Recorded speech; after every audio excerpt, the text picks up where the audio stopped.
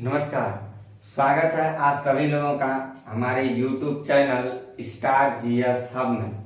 हम लोग अपने इस चैनल के माध्यम से ज्योग्राफी विषय पे बातचीत कर रहे थे और ज्योग्राफी विषय में हम लोगों का टॉपिक सोलर सिस्टम चल रहा था। सौर मंडल में हम आप लोगों को क्या क्या बता चुके हैं और किस मुद्दों पे बात चलेगा, जरा उसको 1 मिनट में रिकॉल करवा देता हूँ आप लोगों को।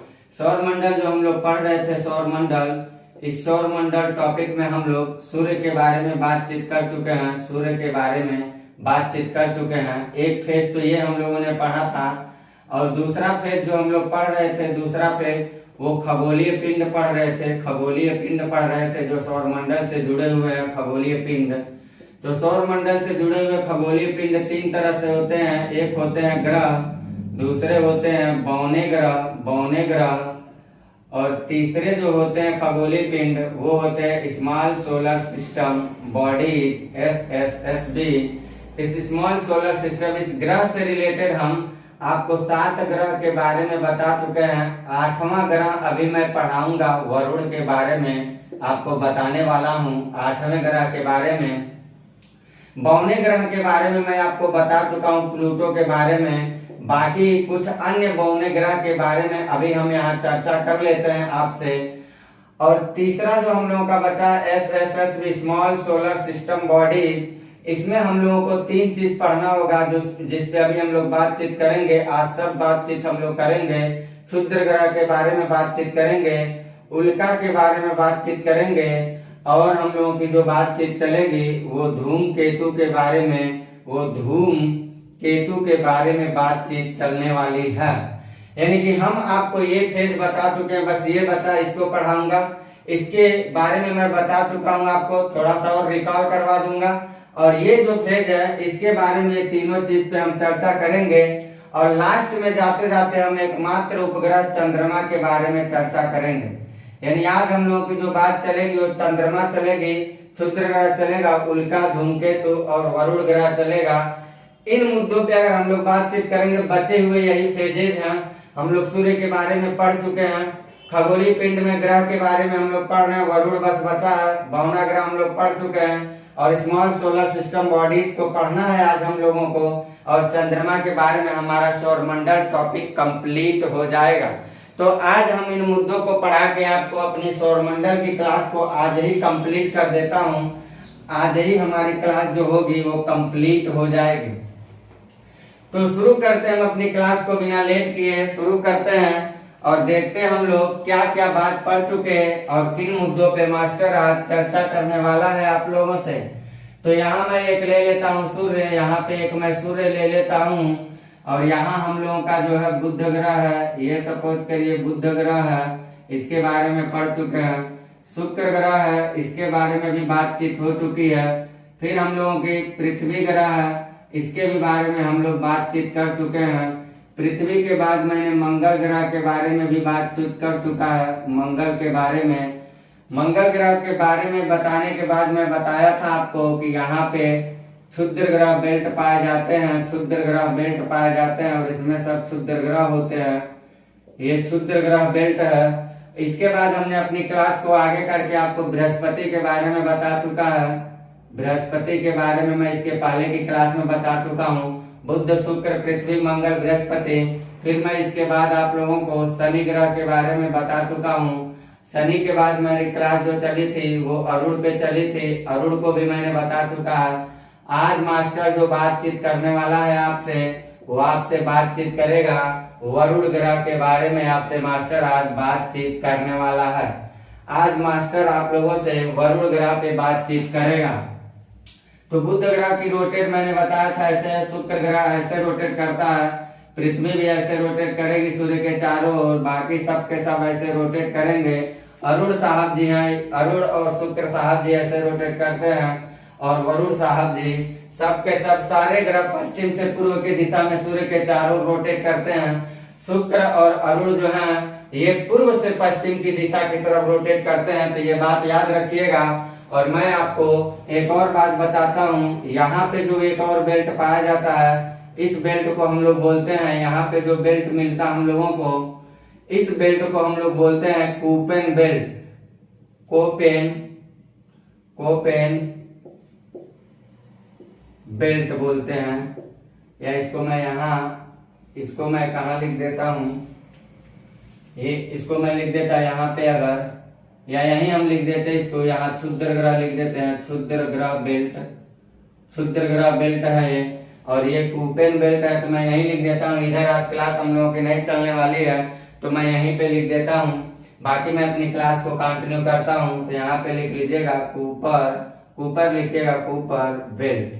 इस कूपर बेल्ट में जो होंगे वो 3 तरह के पिंड होंगे। उन्हीं तीनों के बारे में हम लोगों को पढ़ना है। वो क्या क्या होंगे, एक हम लोग पढ़ेंगे धूमकेतु, एक हम लोग पढ़ेंगे उल्का, और एक हम लोग पढ़ने वाले हैं पुच्छल तारा। तो याद रखिएगा। खैर ये बातें बस कूपर बेल्ट याद रखिए। बाकी हम बिना देर किए अपनी क्लास को कंटिन्यू करने चल रहे हैं। अपनी क्लास को मैं कंटिन्यू करने चल रहा हूं। ये स्ट्रक्चर याद रखिएगा, सौरमंडल से रिलेटेड। बाकी मैं अपने क्लास को कंटिन्यू करता हूं। और हम लोगों की जो आज टॉपिक चलने वाली है वो वरुण ग्रह के बारे में बातचीत करने वाला है मास्टर आप लोगों से। तो बातचीत करता हूं मैं वरुण ग्रह। सूर्य से दूरी के हिसाब से अगर देखा जाएगा तो सौरमंडल का सबसे निकटतम ग्रह कौन था? तो बुध था, दूसरे नंबर पे शुक्र था, तीसरे नंबर पे पृथ्वी, चौथे नंबर पे मंगल था, और 5वें नंबर पे बृहस्पति था, 6ठे पे शनि था, 7वें पे अरुण है। तो 8वां पे कौन होगा भाई? तो कहेंगे सूर्य से अगर दूरी के हिसाब से देखा जाए तो अंतिम 8वां या अंतिम ग्रह जो होगा सौरमंडल का वो वरुण ग्रह होगा। यानी कि सूर्य से दूरी के क्रम में सौरमंडल का 8वां ग्रह, सौरमंडल का 8वां ग्रह कौन है? तो डैश मार के लिख दीजिएगा वरुण है। अगर बड़े और छोटे साइज की बात हम कर लेते हैं, ग्रहों में बड़े और छोटे की बात कर लेते हैं, तो जो वरुण ग्रह है ये बड़े और छोटे यानी आकार के आधार पे देखा जाएगा तो सौरमंडल का चौथा सबसे बड़ा ग्रह आता है। पहला बृहस्पति, इधर जो चारों है बिल्कुल ऐसे चलिएगा, बृहस्पति, शनि, अरुण, वरुण, ये पहले नंबर पे है, दूसरे नंबर पे है, तीसरे नंबर पे, चौथे नंबर पे। तो ये वरुण ग्रह जो है ये सौरमंडल का कौन सा है? चौथा सबसे बड़ा ग्रह है। तो दूसरा हम लोग लिखेंगे वरुण ग्रह सौरमंडल का चौथा सबसे बड़ा ग्रह है।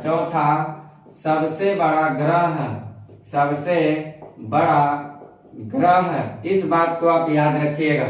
फिर इसके बाद हम वरुण ग्रह के बारे में अगर देखेंगे, इसकी खासियत के बारे में, तो हम लोगों को क्या मिलेगा? जो वरुण ग्रह है इसके बारे में हम लोगों को जानकारी जो चला है वो 1846 के आसपास चला है। और 1846 के आसपास एक खगोलविद थे जॉन गॉलेम महोदय जी। वही जॉन गॉलेम महोदय जी ने 1846 में वरुण ग्रह की खोज करके बताया था। यानी कि अगली बात हम लोगों की ये चलेगी 1846 में सर्वप्रथम 1846 में सर्वप्रथम जॉन गॉले ने वरुण ग्रह की खोज की, वरुण ग्रह की खोज की। इस बात को आप याद रखिएगा। सर्वप्रथम 1846 में जॉन गॉले महोदय जी थे जिन्होंने वरुण ग्रह के बारे में खोज करके हम लोगों को बताया। और वरुण ग्रह के बारे में उन्होंने खोज किया तो उन्होंने ये बताया कि जो वरुण ग्रह है उसके एटमॉस्फेयर में हम लोगों का जब साइंस ने उस पर रिसर्च किया, खगोलविदों ने रिसर्च किया, बहुत सारी बातें उसके बारे में बताया गया। जो वरुण ग्रह है उस वरुण ग्रह के वायुमंडल की जानकारी जब उपलब्ध की गई तो उसके वायुमंडल में hydrogen gas, methane gas, helium gas और अमोनियम गैस, ऐसे तमाम गैस प्रचुर मात्रा में देखे गए। जो एग्जाम के नजरिए से हर ग्रहों के एटमॉस्फेयर में प्रचुर मात्रा में पाए जाने वाले गैस अक्सर एग्जामिनर परीक्षा में बच्चों से पूछ ही लिया करता है। तो हम लोगों को ये जानना है कि वरुण ग्रह के वायुमंडल में वरुण ग्रह के वायुमंडल में एटमॉस्फेयर में क्या है, तो हम लोग कहेंगे हाइड्रोजन, या इसको हम अलग कलर से कर देते हैं, अलग कलर से इसको लिख लेते हैं हम लोग हाइड्रोजन, मीथेन, हीलियम,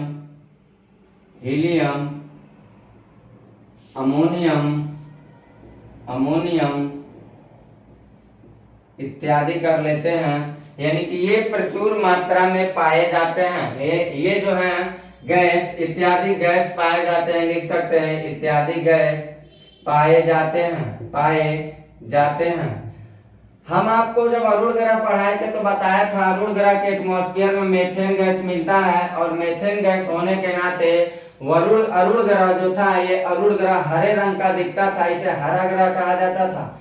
एक बात और आप याद रखिएगा, वरुण ग्रह के भी एटमॉस्फेयर में मेथेन गैस के होने के नाते वरुण ग्रह भी हरा रंग के दिखता है। इसलिए आप इस बात को बिल्कुल याद रखिएगा कि वरुण ग्रह भी हरा ग्रह का दर्जा रखता है, वरुण ग्रह को भी हरे ग्रह का स्थान दिया गया है।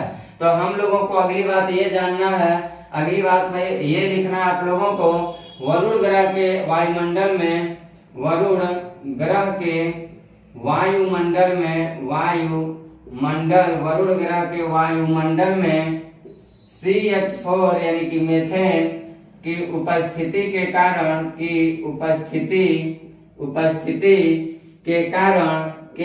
कारण यह हरा रंग का दिखता है, हरा रंग का दिखता है। तो ये बात आप बिल्कुल नोट करिएगा, जो नोट करने वाली बात है। इसके अलावा अगर देखा जाएगा तो हर ग्रह सूर्य के चारों ओर चक्कर लगाते हैं, बुध भी लगाता, शुक्र भी, सारे ग्रहों के बारे में मैंने बताया था। ऐसे पश्चिम से पूर्व की दिशा में रोटेट करते हुए वरुण ग्रह भी सूर्य के चारों ओर रोटेट करता है पश्चिम से पूर्व दिशा में। और वरुण ग्रह जो है ये 5.4 किलोमीटर पर सेकंड से सूर्य के चारों ओर चक्कर लगाता है, और सूर्य का एक कंप्लीट चक्कर पूरा करने में 165 वर्ष का समय लेता है। यानी कि देखा जाए तो वरुण ग्रह जो है ये सूर्य के चारों ओर कितने की स्पीड से घूमता है भाई, तो आप ये याद रखिएगा, एक इनिशियल पॉइंट को फाइनल पॉइंट में कन्वर्ट करने में वरुण ग्रह 5.4 किलोमीटर पर सेकंड से दौड़ता है, और 165 वर्ष में सूर्य का एक कंप्लीट चक्कर मार लेता है। तो इस बात को जरा हम लोग नोट कर लेते हैं। हम लोगों को नोट क्या करना है कि वरुण ग्रह 5.4 किलोमीटर पर सेकंड से सूर्य के चारों ओर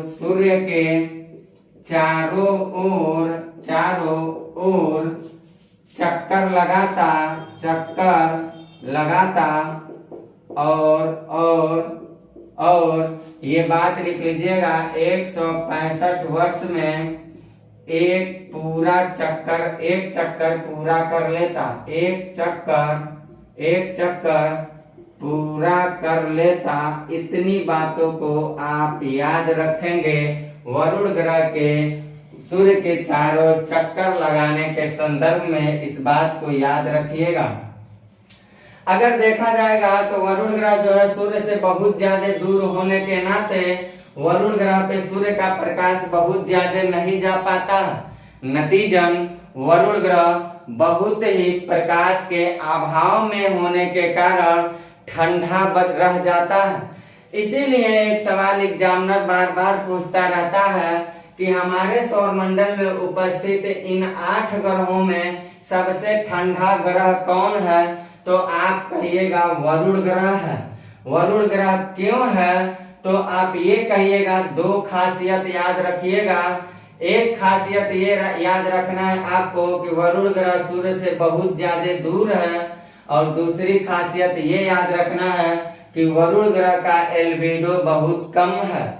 वरुण ग्रह का एल्बिडो बहुत कम है, पहली खासियत। और दूसरी खासियत आपको याद रखना है, वरुण ग्रह सूर्य से बहुत दूर है। यही कारण है कि वरुण ग्रह सौरमंडल का सबसे ठंडा ग्रह कहा जाता है। तो हम लोगों को लिखना है वरुण ग्रह सौरमंडल का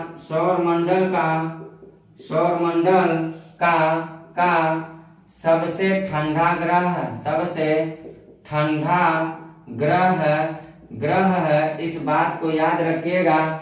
और कितना ठंडा है तो कहिएगा -220 डिग्री सेल्सियस यहाँ की टेम्परेचर देखी जाती है। कितनी देखी जाती है? -220 डिग्री सेल्सियस यहाँ की टेम्परेचर देखी जाती है। तो आपसे एग्जामिनर अगर पूछता है कि सौरमंडल का सबसे गर्म ग्रह कौन है तो कहिएगा शुक्र है। इसको मैं बता चुका हूँ शुक्र की क्लास में। और आपसे एग्जामिनर अगर पूछेगा कि सौरमंडल का सबसे ठंडा ग्रह कौन है तो कहिएगा वरुण है। कहेगा शुक्र क्यों सबसे गर्म ग्रह है, इसको बता दीजिएगा। तो कहिएगा शुक्र ग्रह के एटमॉस्फेयर में बहुत ज्यादा CO2 मिलता है और शुक्र ग्रह का एल्बिडो जो है वो बहुत ज्यादा होता है एल्बिडो। और बहुत ज्यादा होने के नाते ये चमकता बहुत ज्यादा है, लेकिन इसके साथ ऐसा कुछ घटना नहीं होता है। एल्बिडो क्या होता है? आप शुक्र की क्लास को खोल के देखिएगा, सोलर सिस्टम के पार्ट को आप देखिएगा। आप थंबनेल पे लिखा होगा बुध और शुक्र से संबंधित बात है। जिस थंबनेल पे वीडियो पे लिखा होगा उसको खोलिएगा, शुक्र से संबंधित बात। मैं इस थंबनेल पे सारी बातें ऊपर लिख देता हूँ कि वीडियो के अंदर क्या क्या है। या आप डिस्क्रिप्शन बॉक्स में जा करके देख सकते हैं क्या क्या मैं बताया हूँ। सारी बातों पे मैं जिक्र कर देता हूँ डिस्क्रिप्शन में, तो आप वहां से जान सकते हैं ताकि आपका समय भी बर्बाद ना हो और आप अपने मुद्दे की पढ़ाई को आसानी से कर पाए। मेरा यही इंटेंशन है। कोई बिजनेस और व्यापार का मुद्दा ऐसा जुड़ा नहीं है जो आपसे करूं। तो मैं आपको वरुण ग्रह से रिलेटेड इतनी बातों को बता दिया, लेकिन एक बात मैं आपको और बताना चाहता हूँ। जिस तरह से हर ग्रहों के बारे में बुध और शुक्र को छोड़कर उपग्रह हम लोगों ने देखा था, ऐसे वरुण ग्रह के पास भी अपने उपग्रह हैं। और वरुण ग्रह का सबसे बड़ा उपग्रह जो है वरुण ग्रह का सबसे बड़ा उपग्रह जो है वो कौन है तो आप कहिएगा ट्रिटॉन है, ट्रिटॉन। और आपसे अगर कोई पूछेगा कि बता दो भैया दूसरे नंबर पे सबसे बड़ा कौन आता है, दूसरा सबसे बड़ा उपग्रह कौन है, तो आप उससे कह दीजिएगा या एग्जामिनर पूछेगा तो उसे बता दीजिएगा नेरीड है। कौन है? नेरीड है। तो आप इन बातों को जरा वरुण ग्रह से संबंधित याद रखेंगे।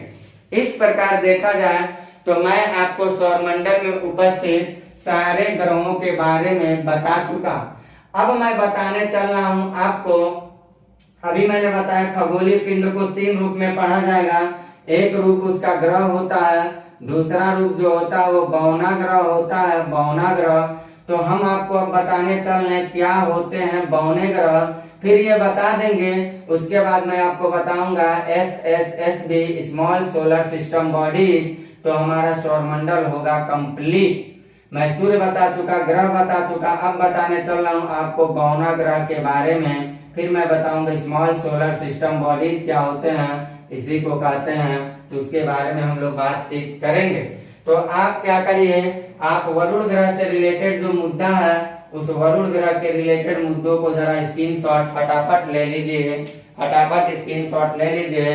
और मैं चलता हूँ अब आपको बताने किसके बारे में भाई, तो आप कहेंगे बौने ग्रह के बारे में मास्टर करने चल रहा है आप लोगों से बातचीत। देखते हैं हम लोग बौना ग्रह में हम लोगों को क्या क्या देखना है। तो बौना ग्रह कोई बहुत बड़ी बात नहीं है साहब, कोई बहुत बड़ी बात नहीं है जानना, बहुत ही छोटी और लाजवाब बात है। तो हम लोग देख लेते हैं क्या है इसका लाजवाब में भरा हुआ रहस्य। तो अगर देखा जाए बौना ग्रह के संदर्भ में सबसे पहली बात तो हम लोगों को ये जानना है बौना ग्रह से संबंधित कि बौना ग्रह जो होते हैं ग्रहों के तरह ही बौना ग्रह होते हैं, लेकिन बौने ग्रह जो होते हैं वो ग्रहों के नियमों का पालन नहीं करते हैं। ग्रह बताते समय मैं आपको क्या बताया था, ग्रह बताते समय मैं ये बताया था कि ऐसा आकाशीय पिंड जो किसी तारा के चारों ओर चक्कर लगाए, तो बौना ग्रह भी तारा के चारों ओर चक्कर लगाता है। फिर मैंने ये बताया था प्रकाश न दे, तो बौना ग्रह भी प्रकाश नहीं देता जैसे ग्रह नहीं देते। लेकिन मैंने एक बात ये बताया था कि ग्रहों के 3 लक्षण होते हैं, एक निश्चित दिशा, निश्चित दूरी, निश्चित गति। इसके पहले की वीडियो देखिएगा। तो वही बौना ग्रह के अंदर ये लक्षण नहीं पाया जाता। बौने ग्रह के अंदर निश्चित दिशा, निश्चित दूरी, निश्चित गति का लक्षण नहीं पाया जाता। और ये क्या होते हैं, इसको मैं एक्सप्लेन करके इसके पहले की वीडियो में दिखाया हूं, उसको आप देख सकते हैं। तो सबसे पहली बात तो बौना ग्रह से संबंधित हम लोगों को ये जानना है कि बौना ग्रह जो होते हैं, ये बौना ग्रह खगोलीय पिंडों के 3 नियमों का पालन नहीं करते हैं। खगोलीय पिंडों के 3 नियमों का पालन नहीं करते। तो 3 नियमों का पालन नहीं करते हैं, तो 3 नियमों का पालन नहीं करते। वो 3 नियम क्या था साहब? एक था निश्चित दिशा, एक था निश्चित दिशा, एक था निश्चित दूरी, एक था निश्चित दूरी और एक था निश्चित गति, एक था निश्चित गति। तो इसको ये फॉलो नहीं करते हैं। जैसे मैं बताया था आपको कि 2 मान लीजिए पिंड है, इसके बीच में अगर 10 किलोमीटर की दूरी है तो ये दूरी 10 किलोमीटर ही बरकरार रहा। अगर ये दिशा ऐसे रोटेट कर रहा है तो जीवन भर ऐसे रोटेट करें, अगर ये ऐसे रोटेट कर रहा है तो ये जीवन भर ऐसे ही रोटेट करें। ठीक, तो आपको मैंने दिशा बता दिया, दिशा ये दिशा जिस तरह से रोटेट कर रहा है, दूरी बता दिया, दूरी जो है वही हो। और गति मान लीजिए 10 किलोमीटर पर सेकंड से दौड़ रहा है तो 10 किलोमीटर दौड़ा, और ये 15 किलोमीटर पर सेकंड से दौड़ रहा है तो 15 किलोमीटर से ही दौड़ा। इस गति में भी गड़बड़ी ना है। लेकिन बौने ग्रह के साथ ऐसा नहीं देखा जाता है। बौना ग्रह अपना बार बार ऑर्बिट चेंज कर देते हैं, इन नियमों का पालन नहीं करते हैं। इसीलिए ग्रह से इनको क्या किया जाता है? अलग रखा जाता है। बौने ग्रह को ग्रह से क्या किया जाता है?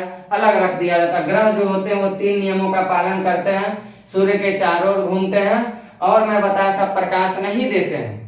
तो ये भी सूर्य के चारों ओर घूमते हैं, भी प्रकाश नहीं देते, लेकिन ये 3 नियमों का पालन नहीं करते हैं। नतीजन इन्हें बौना ग्रह कहा जाता है, ग्रह नहीं कहा जाता है। दूसरी बात ये देखना, बौने ग्रह में ये ग्रहों के अपेक्षा कम द्रव्यमान रखते हैं, कम द्रव्यमान रखते हैं। इस बात को जरा याद रखिएगा, ग्रहों की अपेक्षा ये बहुत कम द्रव्यमान रखते हैं। दूसरी इनकी खासियत ये होती है, बौने ग्रह को अगर देखा जाए तो तीसरी खासियत जो होती है, ज्यादातर बौने ग्रह जो होते हैं वो इस कूपर बेल्ट में पाए जाते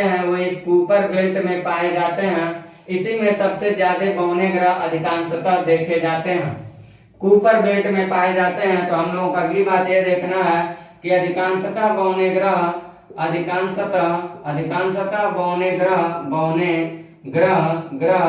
कूपर बेल्ट में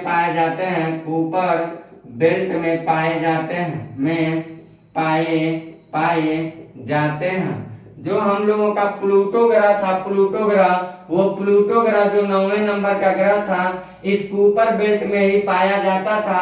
इसीलिए मैं आपको क्लास लेते समय बताया था, तो कहा था कि 1930 में उसको ग्रह का दर्जा तो मिला था, लेकिन 2006 में जाकर के प्राग चेक गणराज्य की राजधानी में जो अंतरराष्ट्रीय खगोल संघ बैठा हुआ था, IAU इंटरनेशनल एस्ट्रोनॉमिकल यूनियन, उस IAU के बैठक में प्लूटो ग्रह को ऐसा कुछ इल्जामात लगाते हुए ग्रह की दर्जा से हटा करके प्लूटो ग्रह को बौना ग्रह की श्रेणी में रख दिया गया। आज अगर हमसे कोई पूछेगा कि प्लूटो ग्रह है तो कहेंगे नहीं भैया, वो बौना ग्रह है। प्लूटो क्या है? बौना ग्रह है।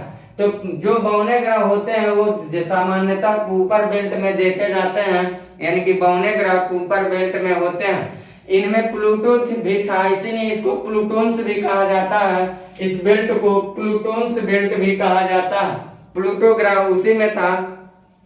कूपर बेल्ट इसलिए कहा जाता है क्योंकि इस बेल्ट के बारे में सबसे पहले हम लोगों को जानकारी कूपर नामक वैज्ञानिक महोदय जी दिए थे। कूपर नामक वैज्ञानिक ने सबसे पहले इसकी जानकारी दिया था, इसीलिए इस बेल्ट को कूपर बेल्ट के नाम से जाना जाता है। मान्यता प्राप्त के आधार पे अगर देखा जाए तो हम लोगों के पास 5 तरह के बौने ग्रह हैं। कितने हैं भाई? 5 तरह से। यानी मान्यता प्राप्त देखा जाए, मान्यता प्राप्त 5 प्रकार के बौने ग्रह हैं। तो मान्यता प्राप्त जो 5 प्रकार के बौने ग्रह हैं वो कौन कौन से हैं, जरा उनको हम लोग देख लेते हैं। पांचों का जरा आप नाम याद रखिएगा हमारे कहने के हिसाब से। सबसे पहले तो हम लोग यही देखेंगे, जो ग्रह था 9वां आज बौना ग्रह हो गया है। सबसे पहले तो 5 बौने ग्रह में सबसे पहले हम लोग देखेंगे प्लूटो को, क्योंकि ये कभी ग्रह हुआ करता था लेकिन आज ये बौना ग्रह हो चुका है। कोई पूछेगा क्यों हो चुका है, तो आप कहिएगा क्योंकि ये इन नियमों का पालन नहीं करता था। इसके अलावा देखा जाए तो हामी है, मेकमेक है, एरिस है, ये सब बौने ग्रह में आते हैं। हामी है, फिर है मेकमेक है, मेकमेक, एरिस। तो ये तो बौने ग्रह बात समझ में आ रहा है। 4 तो बौने ग्रह की बात समझ में आ रहा है। अब देखते हैं 5वां बौने ग्रह के रूप में किसको रखा जाता है। तो 5वें जो बौने ग्रह के रूप में रखा जाता है वो स्पेशल क्षुद्र ग्रहों की श्रेणी में आते हैं। तो उनके बारे में हम लोग चलते हैं बातचीत करने। यानी बौना ग्रह से संबंधित आपको इतनी सारी बातों को याद रखना है, इतनी सारी बातों को आप याद रखिएगा। अब मास्टर आपसे बातचीत करने वाला है क्षुद्र ग्रह बेल्ट के बारे में। अब मास्टर आपसे बातचीत किस पे करेगा, तो आप कहिएगा, आप ये बोलिएगा कि मास्टर आपसे क्षुद्र ग्रह के बारे में बातचीत करने वाला है। लेकिन उससे पहले मैं आपको एक और बात बताता हूँ, इसको आप पहले लिख लीजिए। मास्टर आपको पढ़ाने से पहले एक बात ये बताया था, खगोलीय पिंड 3 तरह के होते हैं। खगोलीय पिंड जो हैं वो 3 तरह के हैं, 3 तरह के। पहला क्या बताया था, ग्रह, तो ये तो मैं पूरा पढ़ा दिया ईमानदारी से। दूसरा पढ़ाया बौना ग्रह, इसको भी मास्टर आपको बता दिया पूरी ईमानदारी से। तीसरा मास्टर बोला था SSSB small solar system bodies, इसमें भी तीन चीज हमको पढ़ना होता है। एक हम लोग पढ़ते हैं क्षुद्र ग्रह, एक पढ़ते हैं उल्का, और एक पढ़ते हैं पुच्छल तारा या धूमकेतु। तो हम अब बातचीत करने चल रहे हैं। आपको ये तो आपको पूरा बता दिया 8 ग्रह, बौना ग्रह भी आपको बता दिया। और अब हम बातचीत करने वाले हैं स्मॉल सोलर सिस्टम बॉडीज के बारे में। तो इसमें क्षुद्र ग्रह, उल्का और पुच्छल तारा तीन चीज को पढ़ा जाता है। तो मैं पहले बातचीत करूंगा क्षुद्र ग्रह पे, फिर बातचीत कर लूंगा पुच्छल तारा पे, फिर बातचीत कर लूंगा उल्का पे। तो हमारा ये कंप्लीट हो जाएगा टॉपिक, हो जाएगा। तो मैं बातचीत करने चल रहा हूँ आपसे क्षुद्र ग्रह के संबंध में, सवालों का करता हूँ बौछार क्या है एग्जाम का नजरिया। तो देखते हैं हम लोग क्षुद्र ग्रह के बारे में करते हैं बातचीत। क्या है क्षुद्र ग्रह, जरा इसको देख लेते हैं। एस्ट्रॉयड, क्षुद्र ग्रह, एस्ट्रॉयड के बारे में हम लोग पढ़ने चल रहे हैं। तो क्या है एस्ट्रॉयड, जरा इसके बारे में हम लोग देखते हैं और क्या क्या एग्जाम के नजरिए से सवाल पूछे जाते हैं। आप लोग फिगर देखते होंगे, इस फिगर में मास्टर आपको बता रहा है क्षुद्र ग्रह बेल्ट ये है। तो सबसे पहला सवाल तो यही बनता है, किन ग्रहों के मध्य क्षुद्र ग्रह का बेल्ट पाया जाता है। तो आप कहिएगा मंगल और बृहस्पति के बीच जितने सारे खगोलीय पिंड आते हैं, ये सब के सब खगोलीय पिंड क्षुद्र ग्रह बेल्ट में आने के नाते क्षुद्र ग्रह कहलाते हैं। यानी कि पहली बात हम लोगों को ये जानना है कि मंगल और बृहस्पति, पहली बात हम लोग ये जानना है, मंगल एवं बृहस्पति के बीच ये कौन से बेल्ट आ रहे हैं, तो कहिएगा क्षुद्र ग्रह बेल्ट आ रहे हैं। तो इसको या तो ऐसे लिख लीजिए या तो ऐसे लिखिएगा, मंगल एवं बृहस्पति के बीच छोटे छोटे आकाशीय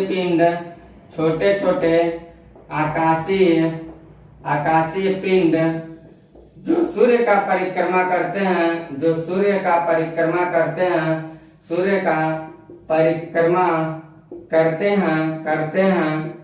करते हैं उन्हें क्षुद्र ग्रह कहा जाता, उन्हें क्षुद्र ग्रह कहा जाता। ये बात आप लिख लीजिएगा।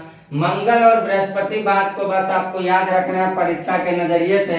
मंगल और बृहस्पति क्योंकि पूछा जाता है क्षुद्र ग्रह किन ग्रहों के मध्य पाए जाते हैं, तो आप कहिएगा ये मंगल और बृहस्पति के बीच पाए जाते हैं। ये खगोलीय पिंड जो होते हैं, इन खगोलीय पिंडों के अगर बारे में हम लोग देखते हैं तो हम लोगों के खगोल शास्त्रियों का मानना यही है कि ये खगोलीय पिंड का निर्माण सामान्यतः ग्रहों वगैरह के टूटने से ही होता है।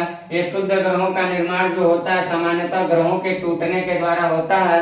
और ये क्षुद्र ग्रहों में 3-4 क्षुद्र ग्रह तो ऐसे हैं जो अक्सर एग्जाम के नजरिए से एग्जामिनर सवाल बनाता रहता है। वो ये है कि क्षुद्र ग्रहों में सबसे महत्वपूर्ण क्षुद्र ग्रह कौन है, तो हम कहेंगे क्षुद्र ग्रहों में सबसे महत्वपूर्ण, हम लोग कहेंगे क्षुद्र ग्रहों में सबसे महत्वपूर्ण क्या है भाई, तो हम लोग कहेंगे सीरस है, सीरस, पलास, जूनो, वेस्टा। ये क्षुद्र ग्रहों में सबसे महत्वपूर्ण क्षुद्र ग्रह हैं। और एक सवाल अक्सर पूछा जाता है कि पृथ्वी से देखे जाने वाला, नंगी आंखों से देखे जाने वाला क्षुद्र ग्रह कौन है, तो हम कहेंगे पृथ्वी से नंगी आंखों से देखे जाने वाला, नंगी आंखों से देखे जाने वाला क्षुद्र ग्रह फोरवेस्टा है। फोरवेस्टा, तो इसको याद रखिएगा, इसको लिख लीजिएगा ऐसे वेस्टा। यहाँ मैं लिखा हूँ फोरवेस्टा। इसको आप लोग जरा परीक्षा के नजरिए से याद रखिएगा। अब हम आप लोगों को क्षुद्र ग्रह तो बता दिया, मैंने कहा था धूमकेतु, उल्का, या ये पूछा था धूमकेतु एक ही है जो मैं यहाँ लिख दिया हूँ। यहाँ पे हम लोगों को क्षुद्र ग्रह लिखना चाहिए था, क्षुद्र ग्रह, है ना। तो क्षुद्र ग्रह हम लोगों ने देख लिया। अब हम लोग देखने चल रहे हैं धूमकेतु क्या होते हैं, फिर हम लोग देख लेते हैं उल्का क्या होते हैं। क्षुद्र ग्रह से रिलेटेड ये 2-3 बातें आप याद रखिएगा, इसको नोट कर लीजिए। और हम अब बताने चल रहे हैं आपको धूमकेतु क्या होते हैं, इसके बारे में। धूमकेतु क्या होते हैं, तो हमारा जो हेडिंग अब चलेगा हम लोगों का वो होगा धूमकेतु या पुच्छल तारा। देखते हैं इससे जुड़ी हुई रहस्य क्या है। तो धूमकेतु को अगर देखना है हम लोगों को, तो एक तरह से कहेंगे कि अंतरिक्ष में बहुत सारे धूल, गैस, जलवाष्प, हिमकण, इसका जमाव पाया जाता है। होता क्या है, इनका जमाव जो पाया जाता है तो होता क्या है, जरा देखते हैं हम लोग, यहाँ देखते हैं हम लोग। मान लीजिए ये पृथ्वी है और ये इसका इन्वायरमेंटल एरिया है, ग्रेविटेशनल एरिया है। और यहाँ पर सूर्य है, यहाँ पर कौन है, सूर्य है।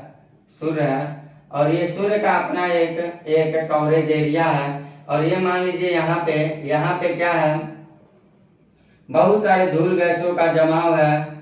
ये होते क्या है, ये ऐसे आवारा पिंडों की तरह, एक तरह से कह ही सकते हैं हम लोग आवारा पिंड की तरह घूमते रहते हैं। ये घूमते कभी सूर्य के ये आवारा पिंड को यहाँ कर लीजिएगा आवारा पिंड को। ये घूमते घूमते क्या होते हैं, कभी कभी सूर्य के एकदम नजदीक आने की कोशिश करते हैं। और जब नजदीक आते हैं तो सूर्य का प्रकाश इसको अभी हम लोगों का काम नहीं, इसको बाद में बनाते हैं। इसको पहले हम लोग देखते हैं, इसको हम लोग ऐसे देख लेते हैं क्योंकि हमें समझाने में सेटिस्फाई नहीं हो पा रहे हैं। यहाँ सूर्य रख लेते यहाँ पे सूर्य रख लेते हैं। और यहाँ हम उन गैसीय गोलों को रख लेते हैं।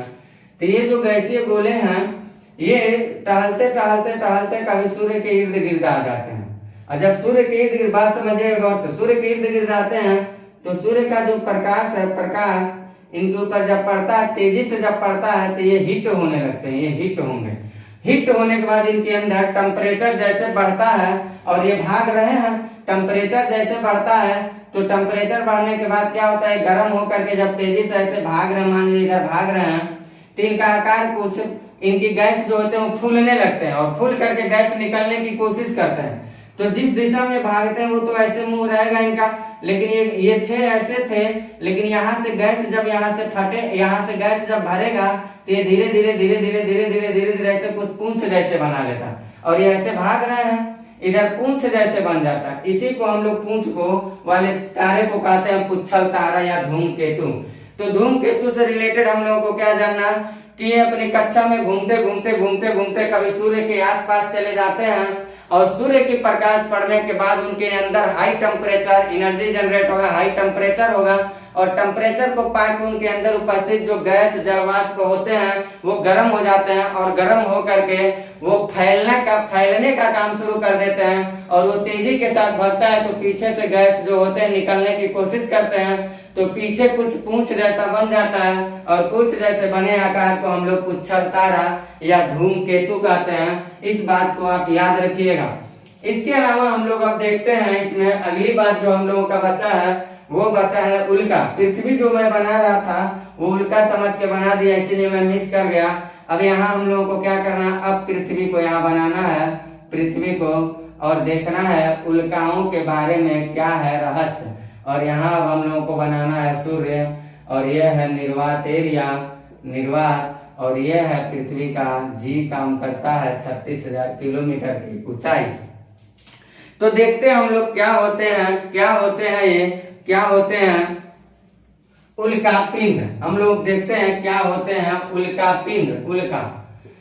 तो उल्का जो होते हैं ये भी गैसों के, कह लीजिए गैसों के जमाव होते हैं, गैसों के जमाव होते हैं, जमाव। और ये गैसों के जो जमाव होते हैं ये कभी कभी ऐसे, मान लीजिए यहाँ पे उल्का पिंड कोई ऐसा है, उल्का पिंड जैसा है, कोई गैसों का जमाव है, यहाँ गैसों का जमाव है। हमारे अंतरिक्ष में मान लीजिए गैस का जमाव, ये घूमते घूमते घूमते घूमते साहब कहाँ चले आएंगे, ये चले आएंगे अर्थ के ग्रेविटेशनल एरिया में जहाँ जी काम करता है। यानी अर्थ की स्केप वेलोसिटी कितनी है, 11.2 किलोमीटर पर सेकेंड। तो ये कहाँ तक काम करती है, कहेंगे यहाँ तक, यानी कि 36,000 किलोमीटर की ऊंचाई तक, 36,000 किलोमीटर की ऊंचाई तक। तो जैसे ग्रेविटेशनल एरिया में आते हैं गैसों के गोले, तो आने के बाद यहाँ पे जैसे आते हैं तो इधर क्या मिलता है, इधर वायुमंडल मिलता है, सब वायुमंडल इधर मिलेंगे और ये निर्वात फेज है। तो यहाँ आने के बाद यहाँ पे होता क्या है, रिएक्शन होता है। रिएक्शन होने के बाद ये जो गैस के गोले थे उनमें तेजी से घर्षण काम करता है और पृथ्वी क्या करती है, अपनी ग्रेविटेशनल की वजह से उसको नीचे खींचती है। और जैसे वो वायुमंडल में आते हैं, वायुमंडल से टकरा के उनमें एनर्जी तेजी से जनरेट होती है और एनर्जी जनरेट होने के बाद ये पिंड क्या होता है, जल जाता है। और जल करके एनर्जी अर्थ अपनी ग्रेविटी से खींचती ही है और तेजी से धरती की तरफ गिरता है। और जो तेजी से तरफ धरती की तरफ गिरता है उसी को हम लोग कहते हैं उल्का पिंड। गाँव में कहा जाता है लुक, लुक जो बोलते हैं लोग कि लुक गिर रहा है, उसी को कहा जाता है उल्का पिंड। तो हम लोगों को क्या देखना है, अंतरिक्ष में पाए जाने वाले धूल गैस के कण हैं, ये क्या हो रहे हैं, घूमते घूमते घूमते अर्थ की ग्रेविटेशनल एरिया में आ रहे हैं। जैसे अर्थ की ग्रेविटेशनल एरिया में आते हैं तो यहाँ फ्रिक्शन काम करता है, घर्षण काम करता है। और घर्षण काम करने की वजह से क्या होती है, इनमें गर्मी पैदा होती है। और ये पिंड जब ऐसे आता है और नीचे की तरफ जैसे आएगा, अर्थ की ग्रेविटेशनल एरिया को जैसे पार किया कि अर्थ अपनी ग्रेविटेशनल एरिया से उसको क्या करेगी, अपने तरफ खींचेगी तेजी से। और जैसे अर्थ अपने तरफ तेजी से खींचेगी तो वायुमंडल में चला आता है और वायुमंडल में इसके साथ क्या होगा, रिएक्शन होगा। रिएक्शन के परिणाम स्वरूप एनर्जी जनरेट होगा और हाई एनर्जी जनरेट होने के बाद ये जल जाता है। और जले हुए चीज जब नीचे गिरते हैं उसी को हम लोग कहते हैं उल्का पिंड, उसी को हम लोग कहते हैं उल्का पिंड। तो उल्का पिंड के बारे में आप समझ पाए कि नहीं समझ पाए, कमेंट बॉक्स में हमें कमेंट करके जरूर बताइएगा। उल्काओं के बारे में जो मास्टर बताया, आप इस उल्का के बारे में कहां तक समझ पाए। तो उल्का क्या होते हैं, बस यही जानना, अंतरिक्ष में धूल गैस के कण है, धरती की ग्रेविटेशनल एरिया को जैसे वो पार किए 36,000 को, तो वो आ गए वायुमंडलीय एरिया में और पृथ्वी जी से उसको खींचती है और वो वायुमंडल से टकराते हैं, एनर्जी जनरेट होता है और एनर्जी जनरेट होने के बाद वो जल जाते हैं। लेकिन ये बात याद रखिएगा, पृथ्वी के पास पहुंचने से पहले ये जल उल के लगभग समाप्त हो जाते हैं। लेकिन ये उल्का पिंड अगर नहीं समाप्त होते हैं तो ऐसा माना जाता है कि धरती पे जहाँ गिरते हैं उस पृथ्वी पे लगभग हाई एनर्जी क्रिएट करने के बाद वो धरती को ही छेद कर देते हैं और वहाँ झील जैसा कुछ निर्माण हो जाता है। जो हम लोगों का महाराष्ट्र का लोनार झील हम लोग पढ़ते हैं और कहते हैं कि वो उल्का गर्त झील है, वो इन्हीं उल्काओं का खेल है। तो मास्टर आप लोगों को सौरमंडल से रिलेटेड हर मुद्दों पे बातचीत कर चुका। अब सौरमंडल में बस एक चीज बचा है जिस पे मास्टर आपसे बातचीत करने चल रहा है, और वो छोटी सी बात है स्पेशल। पृथ्वी पे हम लोग रह रहे हैं तो पृथ्वी पे रहने के नाते हम लोगों को चंद्रमा के बारे में 2-4 बात जानना बहुत जरूरी है। तो हम लोग क्या देख लेते हैं, चंद्रमा को देख लेते हैं, यानी कि हम लोग देखते हैं मून के बारे में, चंद्रमा के बारे में 2-4 बात परीक्षा के नजर से देख लेते हैं। टॉपिक को वहीं कंप्लीट कर दूंगा। तो इस पृथ्वी का अपना एक औलाद है समझिए, जिसको चंद्रमा कहते हैं। सबसे पहला बात तो ये जाना जाएगा, पृथ्वी का एकमात्र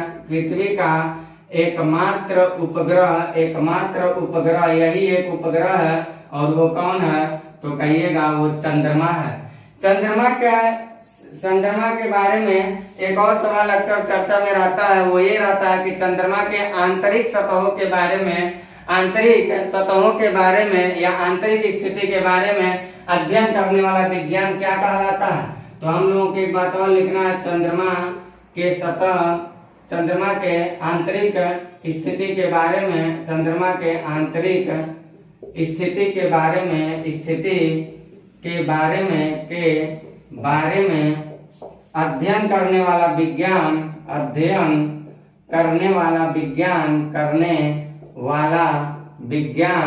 ये क्या कहलाता है, सेनेलोलॉजी कहलाता है। तो इसको जरा याद रखिएगा, सेनेलोलॉजी, इसको जरा याद रखिएगा। चंद्रमा के आंतरिक स्थिति का अध्ययन करने वाला विज्ञान क्या कहलाता है। तीसरी बात हम लोगों को ये जानना है, मान लीजिए हमारी पृथ्वी जो है वो कैसे है, लब्धवत गोलाभ है, हम लोग जानते हैं, पूर्णतः गोल नहीं है, और चंद्रमा इसके चारों ओर रोटेट करता है। तो यहाँ चंद्रमा मान लीजिए है, चंद्रमा है, यहाँ पे चंद्रमा है। तो होता क्या है, एक समय आता है ये फेज जब चंद्रमा और पृथ्वी पास होते हैं, एक समय आता है जब चंद्रमा और पृथ्वी इन दोनों स्थिति में क्या होंगे, दूर होंगे। ये दोनों फेज में दूर नजर आएंगे और इन दोनों फेज में पास नजर आएंगे। तो जब चंद्रमा, ये सब चंद्रमा है, ये चारों तरफ चंद्रमा है, और ये है पृथ्वी, ये भी चंद्रमा है, ये भी चंद्रमा है। तो ये केस जब आता है तो पास होते हैं, ये केस जब आता है तो दूर होते हैं। तो एक सवाल अक्सर पूछता है, जब चंद्रमा और पृथ्वी दूर होते हैं तो उनको क्या कहते हैं, अधिकतम दूरी पे होते हैं तो क्या कहते हैं, और न्यूनतम दूरी पे होते हैं तो क्या कहते हैं। तो जब चंद्रमा और पृथ्वी अधिकतम दूरी पे होते हैं, चंद्रमा एवं पृथ्वी अधिकतम दूरी पर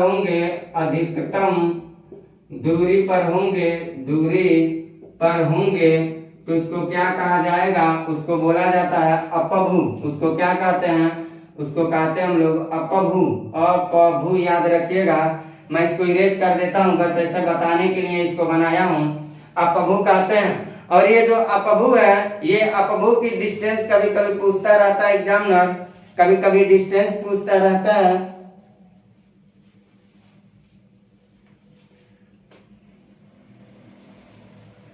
तो डिस्टेंस हम लोगों को जानना है, इसका जो दूरी है वो जानना है हम लोगों को। तो इसके दूरी के बारे में हम लोग ये जानेंगे, दूरी के बारे में 40, 6 और 00 लिखिएगा, 000 लिखिएगा। इतना किलोमीटर की दूरी होती, बहुत मायने वाली बात नहीं है। और सच तो यही है, ऐसे नाजायज डाटा जो होते हैं ये मुझे खुद नहीं पता रहते, तो ये सच भी है, इसमें कोई बड़ी बात नहीं है। ऐसी डाटा हमें खुद इतना याद नहीं रहता, इसलिए मैं इन डाटाओं के लिए नोटबुक का सहारा भी करता रहता हूँ, चाहे जहाँ भी संस्थान में पढ़ाने जाता हूँ। तो 40, 6, 000, बस हम ये कॉन्सेप्ट आपको बता दिया। अधिकतम दूरी हुआ तो अपभू, और चंद्रमा एवं पृथ्वी जब न्यूनतम दूरी पर होते हैं, तो इनको क्या कहते हैं, न्यूनतम दूरी पर होंगे न्यूनतम दूरी जब होगा तो इसको क्या कहेंगे साहब, तो कहिएगा उपभू होगा, उपभू उपभू उपभू। तो जो पास पास और दूर दूर वाली फेज बनाया था उसको आप याद रखिएगा और यहाँ 36,4,000 लिख लीजिएगा। 36,4,000 इतना किलोमीटर की दूरी होता है। तो इन बातों को आप याद रखिएगा। फिर थोड़ा मैं आपको कॉन्सेप्चुअल बात बताता हूँ चंद्रमा और पृथ्वी से रिलेटेड। चंद्रमा और पृथ्वी से रिलेटेड आपको थोड़ा कॉन्सेप्चुअल बात बताता हूँ। यहाँ देख लेते हैं, यहाँ हम लोग देख लेते हैं। मान लीजिए यहाँ पे पृथ्वी है, यहाँ पे पृथ्वी है, ये क्या है, ये पृथ्वी है, पृथ्वी है ये। और यहाँ कौन है, मान लीजिए यहाँ पे मान लीजिए चंद्रमा है, यहाँ पे ये कौन है, ये चंद्रमा है, चंद्रमा है। और यहाँ पे मान लीजिए चंद्रमा है अपना, चंद्रमा। और यहाँ पे मान लीजिए सूर्य है, यहाँ पे कौन है, सूर्य है। तो सूर्य का जो प्रकाश होता है वो पृथ्वी पे भी आता है, पृथ्वी पे भी आता है, चंद्रमा पे भी जाता है। तो सूर्य का जो प्रकाश चंद्रमा पे जाता है वो चंद्रमा से रिफ्लेक्ट होकर पृथ्वी पे आता है, चंद्रमा से रिफ्लेक्ट होकर पृथ्वी पे आता है। एक तो सूर्य का प्रकाश डायरेक्ट पृथ्वी पे आ रहा है, तो ये आने में कितना टाइम लगाता है, मैं सूर्य पढ़ाते समय बता दिया हूँ, लगभग 500 सेकेंड, यानी कि 8 मिनट 20 सेकेंड, लगभग 500 सेकेंड। लेकिन सूर्य का प्रकाश जब चंद्रमा पे जाता है तो चंद्रमा से रिफ्लेक्ट होकर, चंद्रमा के पास स्वयं का प्रकाश नहीं है, फिर भी हमें दिखाई देता है। इसलिए दिखाई देता है क्योंकि यहाँ से प्रकाश रिफ्लेक्ट होके कहाँ आ रहा, पृथ्वी पे।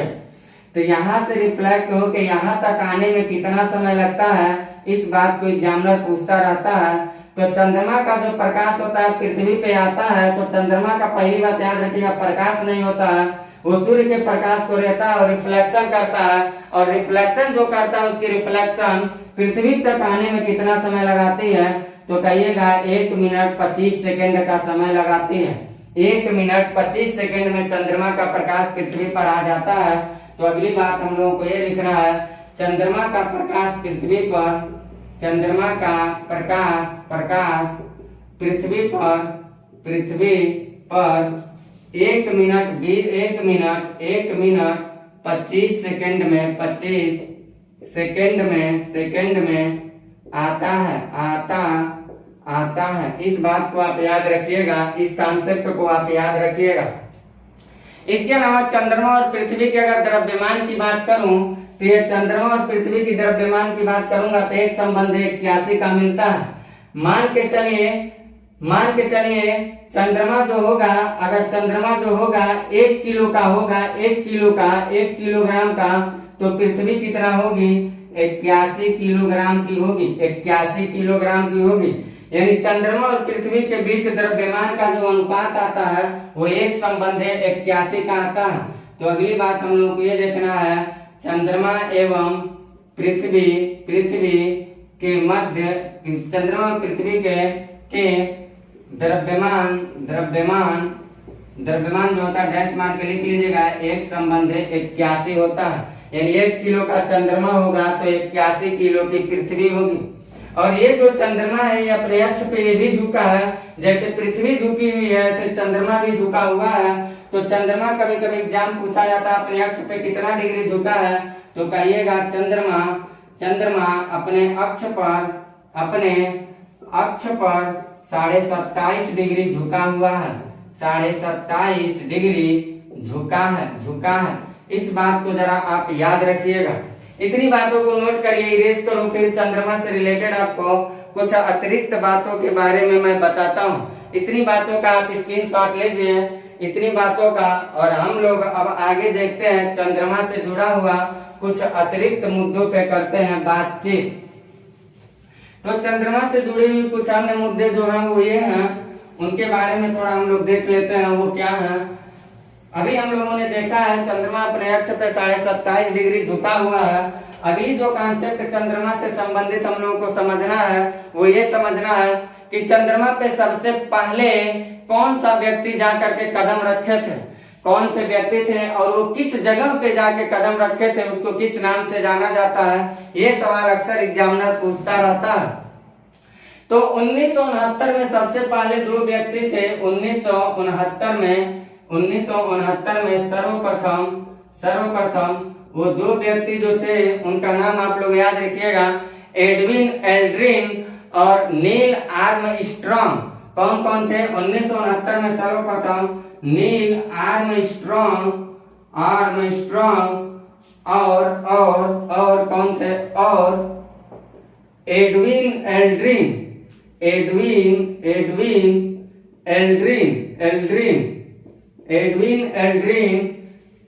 में सर्वप्रथम नील आर्मस्ट्रॉन्ग और एडविन एल्ड्रिन ने चंद्रमा पे कदम रखा। जहां ये जाके उतरे थे उसको क्या कहा जाता है, या कौन सा जगह था? तो ये याद रखिएगा, जहां सर्वप्रथम कदम रखे थे, सर्वप्रथम जिस स्थान पे कदम रखे थे, जिस स्थान पर कदम रखे थे, कदम मतलब पैर, कदम रखे वह शांति का सागर था। वह क्या था? ये सवाल पूछा भी, मैं बता रहा हूँ क्या पूछा हुआ है। वह शांति का सागर था, सागर। इस शांति के सागर को पीसीएस का स्पेशल उठाइएगा प्रीवियस ईयर पेपर, और स्पेशल उसने पूछा है कि सी